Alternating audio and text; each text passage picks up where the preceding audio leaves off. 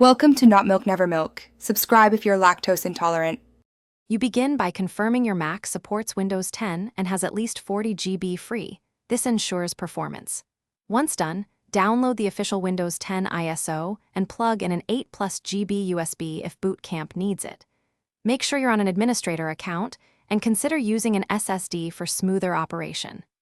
Now open Boot Camp Assistant. Follow its prompts to create a partition and write the ISO. You're starting the installation process. Keep power connected and be ready to choose partition size. Once the Mac reboots into the Windows installer, proceed through language and partition prompts. Pick the Boot Camp partition and format it as NTFS. Make sure to install. Windows will copy files and restart several times. After setup, log into Windows and immediately run the Boot Camp installer from the USB or partition to install Apple drivers.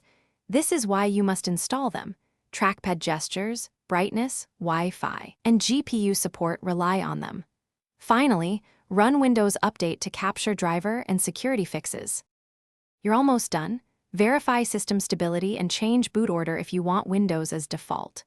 Once set, tweak display scaling and power options so battery and performance match your needs. If something goes wrong, for example, missing drivers or peripherals not working, reinstall Boot Camp drivers first, then reset NVRAM/SMC on the Mac if issues persist.